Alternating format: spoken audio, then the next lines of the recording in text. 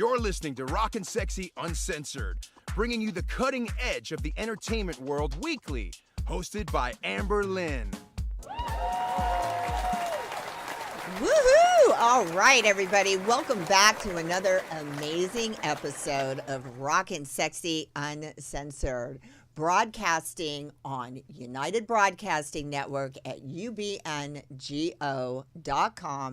Channel 1, and live streaming on our blog weekly at rockandSexxyUncensored.com. I'm your host, Lynn, and it is my pleasure to be here with you guys tonight. Joining me is Joe Williamson. Hey, everyone. Hey, Amber. You look absolutely stunning, as always. Oh, thank you, Joe. Now I know why I keep you here. Hey, folks, RNSU works overtime to bring you the cutting-edge talents from the music and entertainment world. And tonight, we have an amazing show in store for you. Joining us in just a little while, musician, producer, songwriter, and now actor. He's the bassist for the EDM group Lords of Acid. Dietrich Thrall will be joining us, so make sure you stay tuned for that, because here right now, live in the studio, we are joined by an actor who's not only talented in his own right, he is an heir to some serious acting royalty. The Barrymore acting dynasty. He is the half-brother of Drew Barrymore, which you might know from E.T., and he is originally known for his role as Zeke in the iconic 70s television series Kung Fu. He had a role in John Waters' film Cry Baby and a whole bunch of other stuff. His more recent work can be seen in the film Fake News opposite Eric Roberts and John Savage, which you might know from The Deer Hunter. And he's got some new projects in the work, and he's here to talk about all of this and more. Please welcome to RNSU, John Barrymore is with us tonight. Hey, John, how you doing? Never better in my life. Never better. Welcome back to the show. It's been some time since I had you on the show. A few years. Yeah, a few years, right? Yeah, I think so. It's hard to tell. Time just races by these days. And you've had a lot of stuff going on since then, and I'm so happy to have you in the house to talk about it. Well, thank you. Thank you for joining us. Joe Williamson in the house is the co-host. Hey, everyone. And it's an honor to have you here, John. I'm a big fan. Love your work. One of my favorite films I thought you was amazing in was Tales of Frankenstein. Don Bluth is amazing. An amazing director. Unbelievable. I wish I could see that guy get $1 million budget, instead of a micro budget. But what he does with micro budgets is amazing. Well, I know you got some great reviews for that film, and it won several prestigious awards. And like I said, you did an amazing job in that film. Yeah. Well, thank you. Well, let's go back to the beginning, John. What's it like to come from this incredibly well-known acting family? Well, I'm sure you know the 5 stages of an actor's career. Who's John Barrymore? Get me John Barrymore. What we need is a John Barrymore type. We're looking for a young John Barrymore. And who's John Barrymore? And my grandfather is now only famous for being Drew Barrymore's grandfather. But for her, he'd be fully enmeshed in stage 5 of the actor's career. So there's so little to keep an actor, in people's consciousness once he's gone, even if he made a lot of movies. I mean, I was at the Grauman's Chinese recently, and we were looking at my grandfather's face. There's a great shot of Sid Grauman pushing my grandfather's face into the cement. And people said, what do they do when they wear out? I said, stars wear out too. Ronald Coleman, get him out of here. Get Brad Pitt in here. Yeah, that's the way it is. So most people don't know that Drew, my sister, is from a famous acting family. But maybe 1 in 5 or 6. Oh, really? Her parents were actors too? And my family's been in show business since my great-great-grandmother. Well, before she entertained Abraham and Lincoln in the White House, it's in 1820. So that's we're celebrating our 200th birthday in the biz. Well, let's take you back to when you were really young. Was it already preordained that you would go on to be an actor? Was there Absolutely not. So was there ever anything else that you wanted to be in the beginning? Well, okay. Norman Abbott, who created the series, wanted me to be Eddie Munster. Okay, and Norman was a great guy. Okay, and my mother let me hang out with him as kind of a surrogate father figure. Norman was like, "I'm a Jew. I survived placing limit mines on Nazi submarine nets. The rest is gravy, baby." But he wanted me to be Eddie, and I was already jaded about show business, but I wanted to do it for the money. Mom wouldn't let me do it. She would let you be Eddie Munster on the Munsters? And you know what? It was about 15 years before I said, "Mom, thank you for getting that one right." Okay? She made it. She did it. We were never like peanut butter and jelly, but she got a couple of really important things right, and that was one of them. You didn't like the Munsters? It's not that. It's, first of all, child actor is bad enough. When you're a kid on a series, you're not even an actor. Will Wheaton discovered this when he finished the Star Trek TNG and had to reinvent himself as a writer. The ones who've made the jump from being a kid on a series to being real actors, Kurt Russell maybe. I mean, there's two or three. Ronnie Howard, well, he's a director, but there's so few. You're talking about the longevity of the career. I'm not talking about just that, but when you're a kid on a series, you're not really even an actor. You're a gimmick, right? Yeah. So you're glad that you passed up. I'm glad that Mom wouldn't let me do it. And once I got to know my sister and saw her, we were close till she was 6 or 7, and got a good look at her early career, that just reinforced my belief. Mom, thank you, okay, for not letting me be a child actor, let alone a kid on a series. But Norman was a great guy, and I love Norman. But I was more of an Addams Family person. So when did the acting come in for you? I was a 19-year-old high school dropout with, I thought at the time, no other marketable skills. And I thought, well, maybe I should try this acting thing. It's what my family's always done. So I said to my father, "Dad, can you help me?" Well, he'd already burned every bridge in Hollywood. But one of his best friends was David Carradine. So he took me up to David's house. We smoked some peyote, and I stayed there for 2 years. Okay, I lived with David and Barbara Hershey for the next 2 years. And Callista, David's daughter, lived with we switched fathers. She lived with my father. I lived with her father. And that was one of my first exposure to acting. I was 19 years old. Well, when I was 10, I was over at George Papard's house after school. And I'd been there a lot of times. First time I was there for dinner. And I'm about to dig in, and George looks at me, serious as a heart attack, and says, "John, would you like to say grace?" And I'm about to tell George that I figured out a couple years earlier that God lives with the Easter Bunny, the Tooth Fairy, Santa Claus, and the Sandman. But he was a big movie star. I was used to that. And I thought, what the hell? I just seen a movie called Cheaper by the Dozen with Clifton Webb, and there's a scene where he does the grace thing. I remember that. So Did I you faked see it. Cheaper by the Dozen? And I even threw in a little Jesus because I knew that unlike all my other friends in Beverly Hills, they weren't Jews. When I started acting at 19, one of the first people I wanted in front of was George. And he was very, very helpful. He gave me an entire lesson on how to conducting don't swivel in your chair. Focus. Very helpful. I never copped to him that I'd faked the whole, The only other time I faked it was for my Catholic wedding. So no training, you just jump in, and the talent is there. No, I went to a bunch of acting classes in L.A., but it was when I went to New York, and I was living in Bob Brady's Actors Loft. He had a video workshop when black and white cameras were $5,000, and UMax 3/4-inch recorders were state of the art. And the first night there, I went, "This is so much more valuable than any of those acting classes I took in L.A." Those were some acting teacher's theory of acting, and him being a critic based on that theory. The video workshop, I didn't have anybody to tell me whether or not it worked. I could see whether or not it worked. So for the last few years, I ran a video workshop for the same reason. I agree with that. I absolutely agree with that. Beginning actors must see themselves, Yeah. Absolutely. I absolutely agree with that. Did tons and tons and tons of acting lessons and workshops, and then being on the set. That's where you learn to act. You don't learn to act, you just start acting. Right, especially when you have the feedback. Right.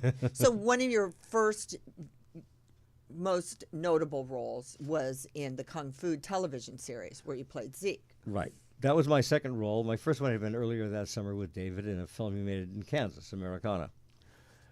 I was lost in Americana, but by the time, and it was a fluke that I was on the show. They'd hired a guy, fired him. They needed an actor over 18 who could play 15 that day. I'd been at the set, and David said, "What about John Barrymore?" Good friend that he was, and that's how I fell into that job. And by that time, I'd sort of figured it out. And I was hard on myself at the time, but I've seen him recently, and I didn't do bad, actually. I'm pretty proud of that for like my first real acting job. Lois Nettleton played my mother. Do you feel like it's in your bloodline, the natural acting that comes out? Because I know that My family. I used to go to in New York when you could audit the Actors Workshop for free. I used to go watch Lee and Shelley Winters teach there and think, I will never subject myself to this or another actor to this. Well, Lee Strasberg wound up doing me one of the biggest favors of my career years later, just as a fluke. And my family, my grandfather, John Barrymore, was an asynchronous one-eyebrow actor, as in, I close the iron door on you. Lionel was a two-eyebrow synchronous actor, as in, why, George Bailey, you should sell the savings and loan. And believe me, that's just about how deeply they thought about it. It's a Wonderful Life that was from. right? Yes. Yeah, Yes. It's a Wonderful Life. What do you make, George? 40 a week? Yeah. So you took a break for a while after Kung Fu, though. There was a large. It wasn't that I took a break. I had no idea how much being a skinny redheaded kid was limiting me as an actor. I got a gig on Lou Grant because they needed a guy who could play the leprechaun at the hamburger stand, right? So I picked up the Irish, acting with an accent Irish on the way over to the audition, and I got the part. Well, because I got that part, they brought me back a year later for a much better part with Nancy Marchand, because Lou, I ran into him right before he died, Ed Asner. Mm-hmm. He said, I thought I recognized that profile. But for the fact that I had this impromptu audition as the kid in the hamburger stand, I never would have gotten the really good job with Nancy Marchand. Now I realize how much being a skinny redheaded kid was limiting me, because everybody's got a part for one old dude in their movie. I played casual grandpa, creepy grandpa, dying of cancer grandpa, hitchhiker massacring grandpa, obsessed with jewelry. Yes, I've done them all recently. Alzheimer grandpa, then they started to get right. Exactly. Yeah, they do. Well, I don't have a problem with the skinny redhead kid, though. If I'd known then what I know now, I would have dyed my hair when I was like 19. So tell us about fake news and working with Eric Roberts. I love Eric. John Eric Savage. I love Eric. I didn't work with John on that film, but I knew John. I'd seen him Sue Longs many times. Right. And Eric, I knew him before anybody knew who his sister was. Back in 40 years ago, we used to sit at Dan Tana's, and he was nothing but a nice, affable guy. Oh, my favorite. That's my favorite. And I loved working on Fake News, and I bond with him on, speaking of guys who never got dumped on by their movie star sisters for 30 years straight. Okay? I can relate, Eric, because he really is just a nice man and, a great guy. Well, we wanted to have John scoop us on a new upcoming project that he's got going on. It is called, Joe? I believe it's called Death Realm, and it's... The Haunting Begins, and we sprung that on him coming in, and he said, oh, yeah, I know this project. I don't know this project. I didn't even think I was in it. That's the first I've heard of it. But I did work with this producer, director, and on another project. Ray Michaels, you did Mention Yes. of Blood with Gary Busey. Yes, and I recently changed my phone number, and I saw Ray post on Facebook, we're doing this movie. Send us a thing, and It's produced by Ray Michaels. I sent him It's a called Death picture Realm: and The resume. Haunting Begins, directed by TriStar Pictures director Darren Warren. And because I nudged him, he said, "Don't worry, you're in. No audition necessary." I got a part coming up for you and Yeah. and that must be great to be a Barrymore when people just literally save parts for you in their films. But he did come up with a film called Mansion of Blood that he worked on with actor Gary Busey, and I thought it'd be really fun for us to talk about that. What do you think of this scandal with Gary Busey right now, with the him dropping the pants and being charged, and at the convention in New Jersey? I've known Gary since like 10 years before Buddy Holly. So when he was just a struggling actor, and he was just a sweet, affable guy. The drugs don't help, but it was the head injury that really messed. He was protesting Gary the helmet does law. drugs? Really? I didn't know It's that. hard to believe, isn't it? Yeah, by the way, Gary Hard and I to worked believe. the exact same amount of time on Mansion of Blood, 1 day each.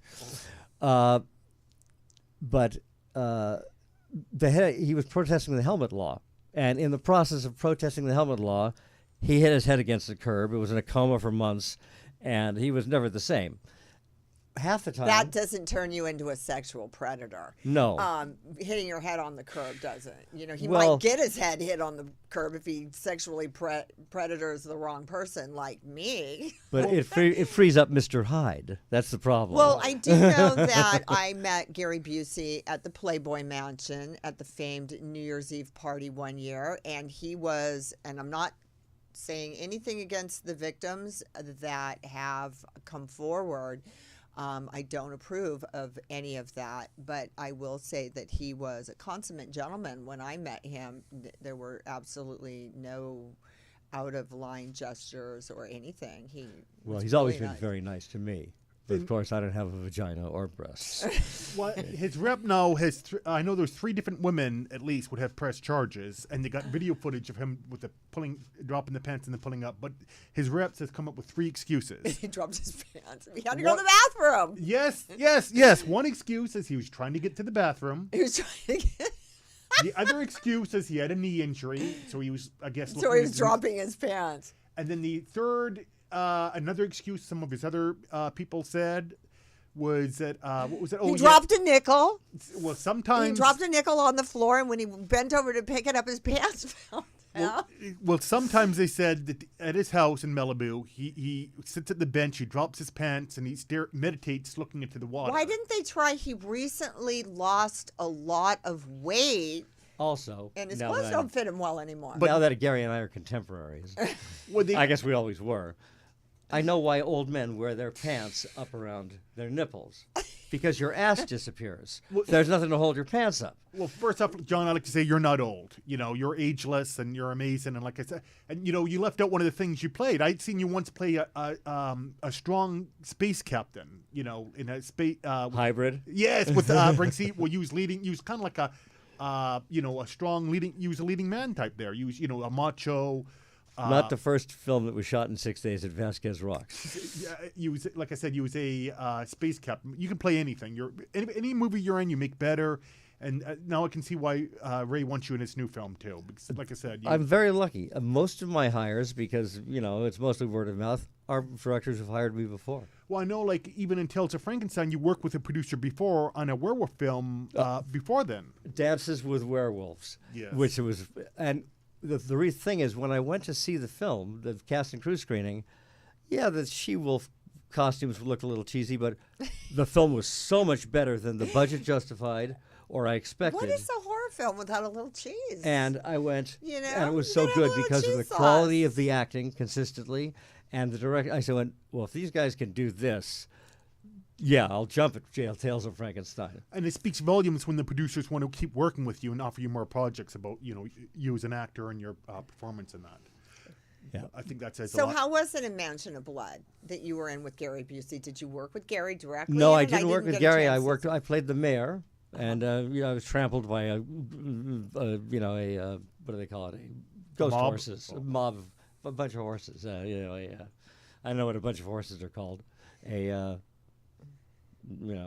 not. And John was in Daniel DiCrisio's video. Sin. Was X-Sex. it X-Sex. X-Sex. With Sally Kirkman. With Sally Kirkland. That's right. We had Sally on the show a few weeks ago. I love Sally. Okay, and Sally. Isn't she a hoot? Sally has been. I've known her for Just a great lady. a long time. Okay, and I've done 3 plays with Sally, and Sally has been a very, very good friend to me. However, we always clashed on acting styles. Well, yeah, and she's an acting. She's a method actor. Yeah. and full blown. and a teacher Yeah. of method acting, and she's very serious about it. Yeah. Yes. Yeah, But Belinda Velasquez was teaching kids at the Strasberg Institute, and I said, "Good God, Belinda, I hope you're not subjecting children Sally to the comes method." out with her crop. And Belinda I don't says, like the way you said well, that line. Actually, Say it Lee again. and Anna's son run the place now, and he's very anti-method too. And I said, I cannot tell you how gratifying it is for me to hear Isn't that. it funny that people, they have their own styles and vibes in the way they do things? Like they will line up against each other like Republicans against Democrats. You know, it's like, whoa, you get on a set with. But even though we styles. clashed on stage, Lee Strasberg wound up doing me one of the biggest favors of my career because the play was Sally was in the play, and because Diane Abbott, one of Robert De Niro's wife at the time, was in the play. Opening night, Lee and Anna Strasberg and Robert De Niro were in the play, and something went horribly, horribly wrong. We'd never really had a dress rehearsal. Somebody had to do something. I did something, and Lee came back after the play, and he said, "We just built the Marilyn Monroe Theater. Why don't you come move over there?" Because we were in a closet in West Hollywood. Well, we moved over there. Everybody in town saw it. I got a ton of work out of it. And Dennis Hopper, who I'd met for 5 minutes in New Mexico, he comes backstage. He goes, I played Feste, the fool, I guess when he was in college. Oh, thanks, Dennis. 3 months later, there's a knock on my door, and this gorgeous redhead. Are you John Barrymore? Yes. Hi, I wish I could remember. Dennis sent me. Oh. Stayed till the next day. Lovely woman. Absolutely. I guess that was his review of my performance. Wait, the big question. What did you rate her as a kisser?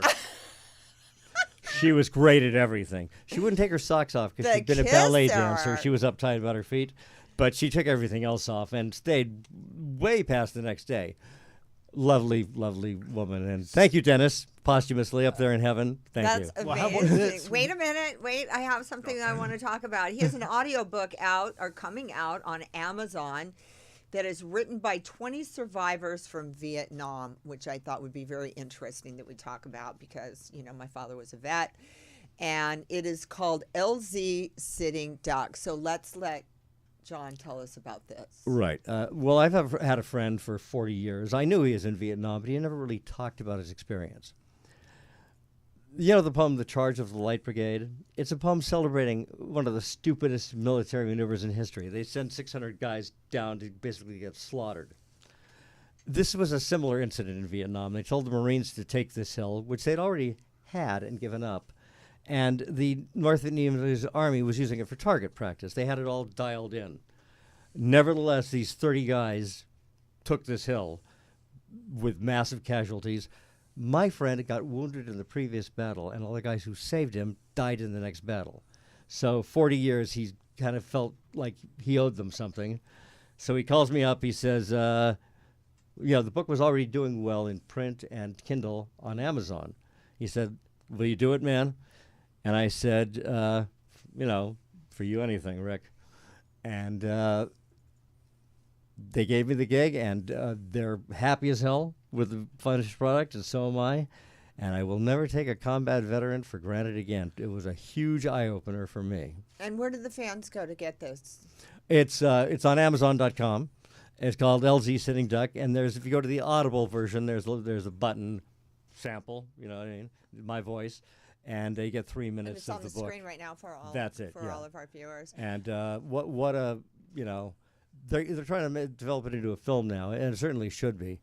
But the fact that it was written by 20 different guys, including the daughter of the CO, he knew it was going to be a bloodbath. He went right over the hill like John Wayne with his pistol. He was one of the first guys to go. And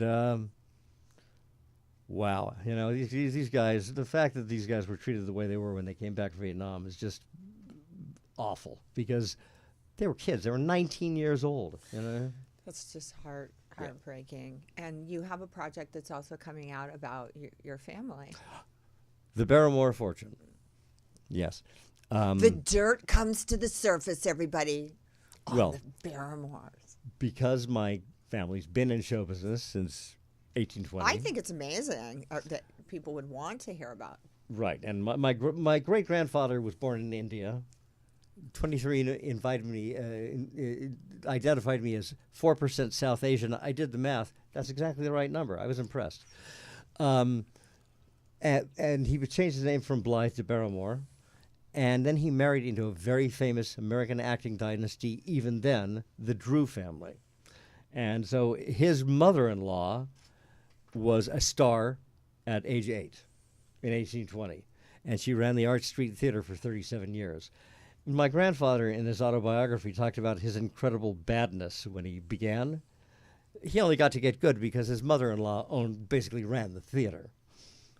Is this a project that you are shopping right now for Netflix, right? Well, we're developing it for a streamer, Netflix, Amazon. Okay. HBO Plus, and one where of those. can the fans go that they want to support you in this and follow this for you? It's, We're going to be talking about this more during our show. New Vague City, that's the production company. And when I met this guy, Kino, we clicked immediately, both on our views of the biz, and the fact that most of these people making green light, red light decisions at these streaming services, they don't know who Orson Welles is. They don't know who Clint Eastwood is. The lack of history, basically, of drama in this country. And we'll both have a subversive streak. So it's newvagecity.com/teaser trailer, I believe. Awesome. Well, good luck with the project. I heard Netflix is coming up on some kind of a chapter something, right? Where they're dropping a lot of their projects. So maybe you should keep something in your back pocket on that as well. But well, I'll tell you this. You know that show Russian Doll? And when you get the project done, we definitely want to have you back on the show to yes, talk about basically it as well. It's the history of drama Right? in America as seen through the history of one family. Okay, well, we're going to be talking about this more during the show because joining us now is a multi-talented musician, producer, songwriter, and now actor. He's an international touring bassist with the EDM group Lords of Acid, led by Praga Khan, and known for their sexually exploitive songs like Cover the Puppy's Ears, Pussy, and Rough Sex. He's also known for his bands Beauty and the Suffering and Marazine, and he's toured with Doyle Von Frankenstein, who's also been a guest on our show before, and he's on the acting scene as well. He just released the horror film Clown Motel Part 2, and we're going to be talking to him about that right now. Please welcome to the show, Dietrich Thrall is with us. Hey everybody, Dietrich, how's it going? how you doing? Hey, I'm good. How's that? Who? Wait. So who am I speaking with? I know Amber. Hi. It's nice to meet you Hi, finally. it's Amber Lynn. I'm the host of the show. The co-host is Joe Williamson. Hey. I don't know if you can see us. But Hey, Joe. Yeah, you don't have Zoom, so we brought No, you in on audio. And we are joined in the studio with actor John Barrymore, who's also a guest on the show. Hey, John. How you doing? How's Good, it how are going? you? So I'm fill good. us in on what's going on, Dietrich, because I've heard so much about you and the stuff you're working on, and then this new thing, because, Lords of Acid, of course, we all know who Lords of Acid is, right? And Sure. yeah. Well, yeah. So I think the good place to start would be I met Joe recently with Dustin on the set of the new Lords of Acid music video that we did a couple months ago in LA. That was a lot of fun. We did. Right. That we was kinda did an Dustin homage Ferguson. to, Dustin Ferguson is a director. Yeah. He's been on the show before. He does a bunch of horror films Yeah. and stuff like that. And you guys work together on that, right? Right. Yeah. It was. We did like an homage to the Voodoo U album cover where we had a bunch of she devils and that kind of vibe for the if anybody knows if you know the Voodoo U album cover, it's got the she devils on that kind of vibe. And then we did that with the green screen with all the flames, and we were in hell, and it was for the song Hell Does Exist, and that was a lot of fun. And Dustin was amazing, and everybody was kind of came together to do this homage to that kind of iconic album cover that Praga did, and for that album. So how did you get hooked up with Lords of Acid? You originally had a band of your own, right? Beauty and the Suffering, is that? Yeah. Right. So I've been doing like a lot of I had been doing a lot of underground touring and working on my own stuff for most of the earlier 2000s, and then at some point I was working on my own Beauty and the Suffering. I did my own stuff, and I was really invested in doing a lot of visuals with the music that I was releasing. And then at some point, I caught the attention of Doyle's management, and they had me involved with one of their tours when they were when Doyle had just started touring on his own, and that was a good experience. It was good to help them out, to keep them going, and then from there. And I love Doyle, but Doyle's music is heavy. And Lords of Acid, completely different styles of music. So how does that work for you going back and forth? Well, so when I tour, I usually jump in as a bassist, and when I'm working with other artists, and it's usually just a bunch of different genres. I've done hard punk, I've done power metal, I've done industrial, I've done electro,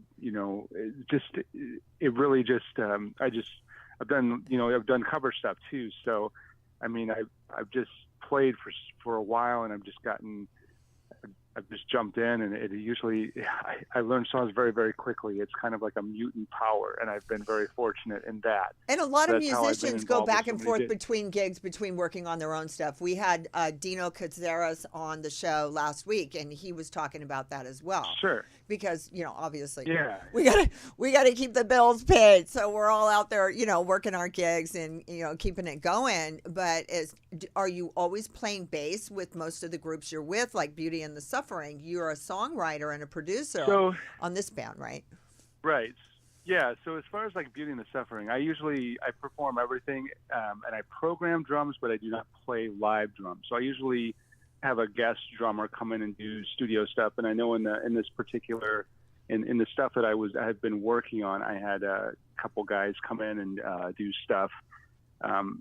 That's usually what I do. Yeah, I'm say multi-instrumentalist, and then I've gotten more into the visual stuff over the past few years, working on more of the film stuff and kind of expanding on some of my own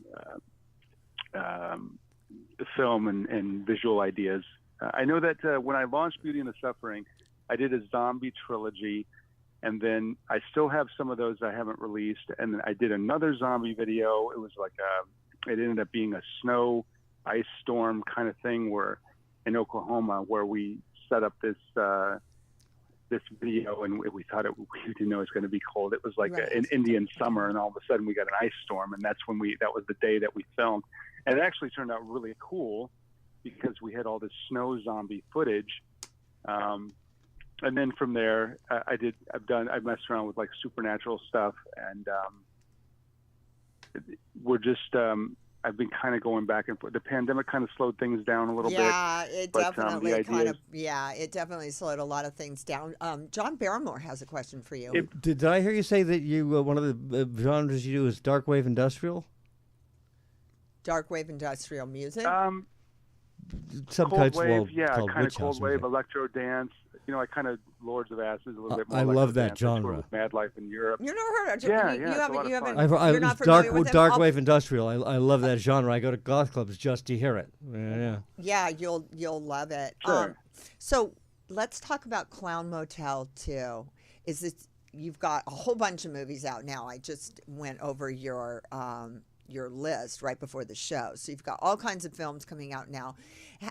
You just started acting, or is this just a natural progression? Okay, well, that's kind of where the pandemic kicks in. When the COVID kind of kicked in, I was like, well, what am I going to do now? Right. And as it turns out, there was a lot of some of the film opportunities popped up. I had right before the pandemic hit, my band got asked to do some stuff for the first Clown Motel. So we went out there and we did this live performance of one of the song Reveille.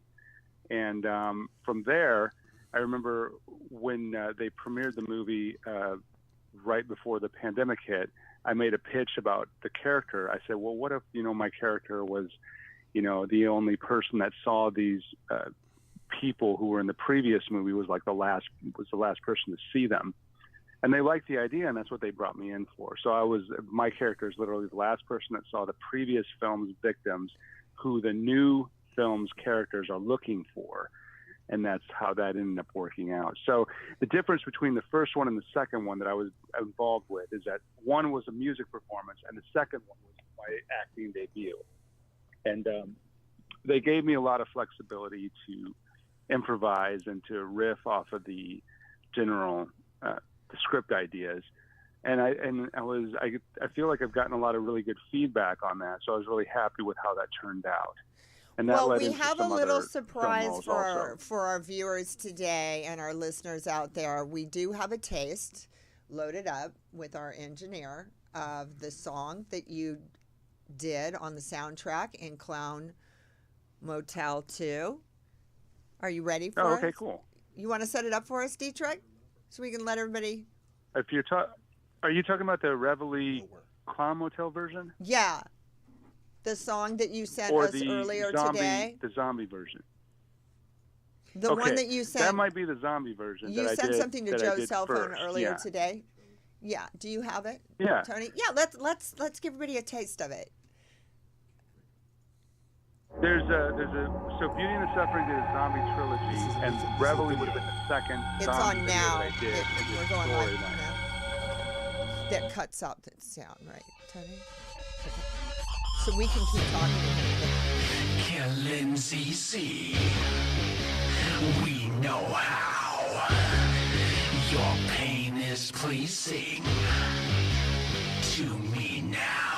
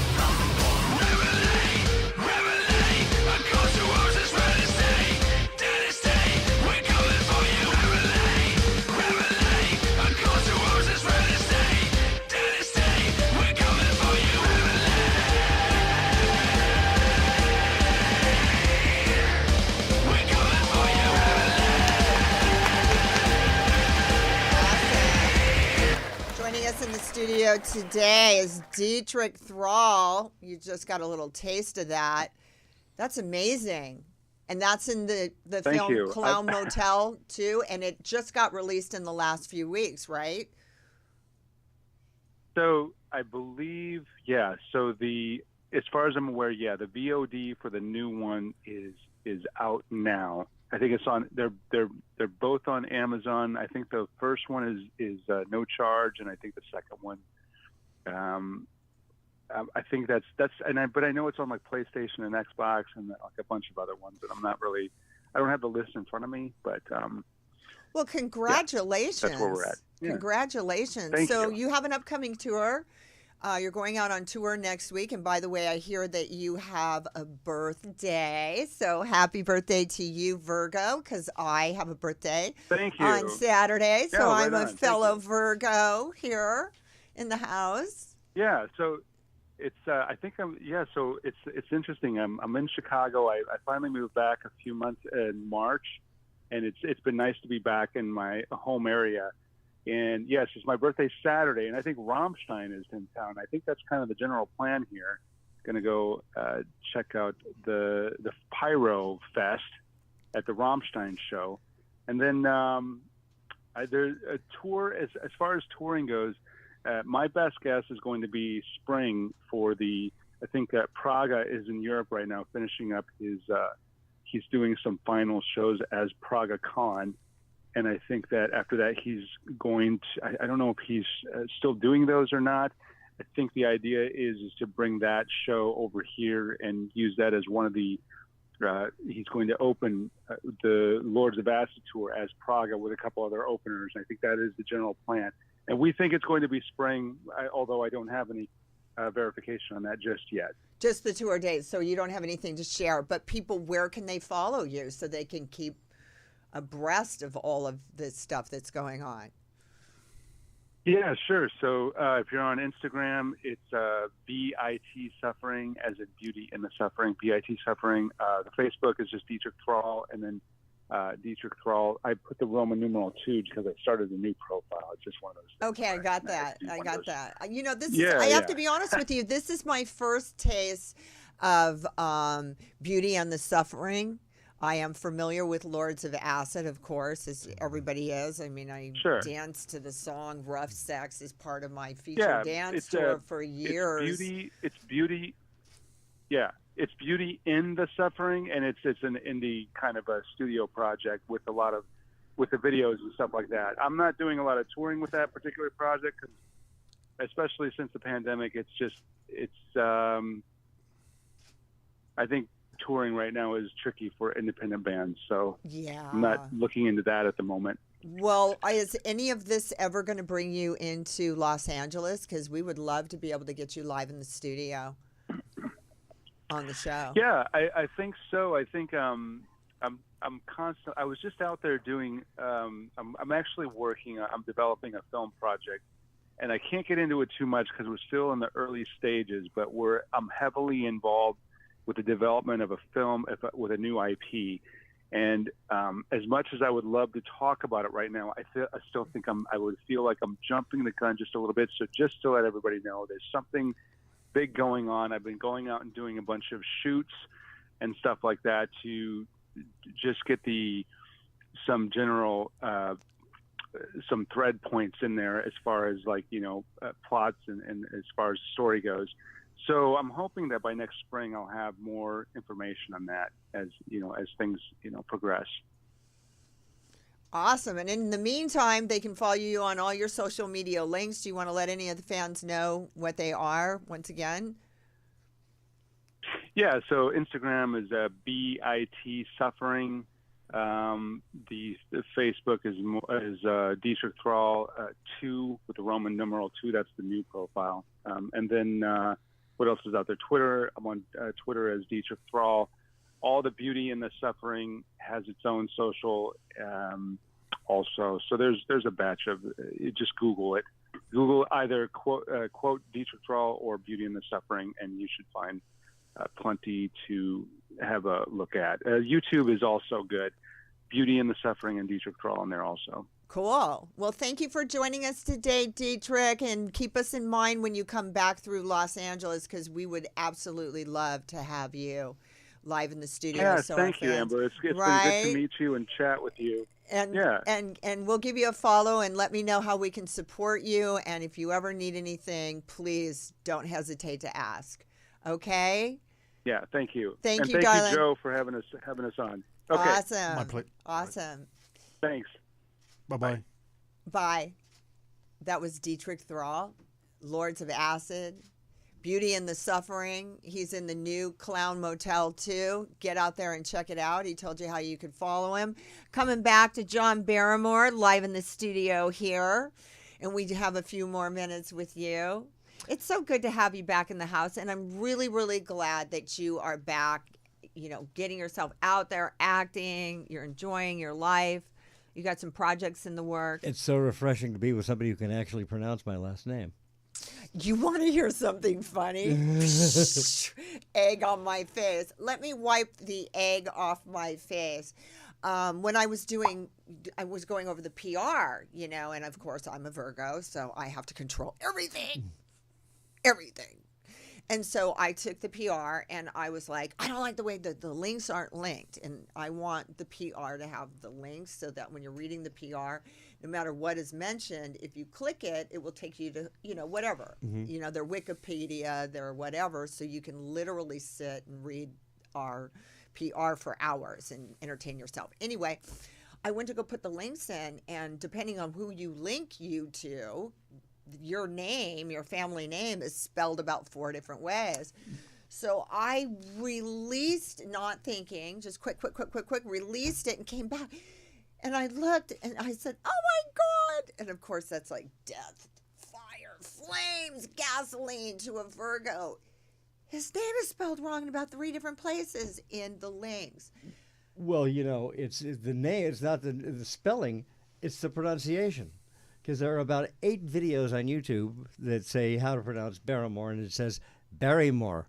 And it's Barrymore. Each one I filled in saying is an actual Barrymore. I can categorically tell you that's wrong, and I told them why. And when she started her show, my sister pronounced her own name correctly, and now she's sort of given in. Like, screw it, people are going to call me Barrymore. I'm going to say Barrymore. Oh, really? No So Brit would even- ever say Barrymore. It's Barrymore. That was one of the other things I wanted to ask you really quick. I have half brothers. I don't say they are my half brother. I say they're my brothers. So where does this come in with the half? Well, the thing is, Mom had 3 kids with 3 different dads, and Dad had 4 kids with 4 different moms. They were all girls but me. So I had 5 half-sisters, but I grew up with one of them in the house. That must be torturous. Okay, I grew up with my older half-sister in the house, so I always thought of half-sisters as sisters. Drew was raised as an only child, and you know, as was well, I see Jessica the had siblings, resemblance. I do but see but the I can resemblance. see why she says I have no siblings, because she was not raised with any siblings. I was raised with my older half sister. To me, a half sister is a sister, and of course, my Italian half sister. She's one of my favorite sisters. I have my best friends are like my brothers Yeah. and sisters. So where are your fans following you so they can support you on all these projects you got in the works and get out there and see them? And when the new film comes out, Death Realm, The Haunting Begins, we're going to have you back on the show. Did she say fans? Yeah. My favorite line from any movie ever is "Mommy Dearest," because I'm not one of your fans. Probably the best No place more is wire either hangers. Instagram, or YouTube. You know, my YouTube channel is YouTube/John Barrymore, I believe, and I'm Barrymore 320 on Instagram. Somebody hijacked my old profile, right? Thank you so much for joining our show. We're so happy to have you in the house. And when you get the new project out, we want you back again. Everybody, that is our time for tonight's show. As special thanks to our guests, John Barrymore and Dietrich Thrall. Make sure you check them out. Lords of Acid, our sponsors. If you would like to sponsor our show or get more info on advertising, check out our blog at Rock-N-Sexxy UnCensored.com and shoot us an email at amberlynnmedia@gmail.com for more information. And special thanks to all of our fans out there for tuning in each and every week. You better be. And follow us on Twitter at Rock-N-Sexxxy. Have an amazing week, everybody. And join us next week for Rock-N-Sexxxy Uncensored. Bye-bye. Thank you for tuning in to Amber Lynn's Rock-N-Sexxxy Uncensored, available on rockandSexxyUncensored.com. Don't forget to hit us up on all your favorite social media links, and tune in next week for another amazing episode of Rock-N-Sexxxy Uncensored.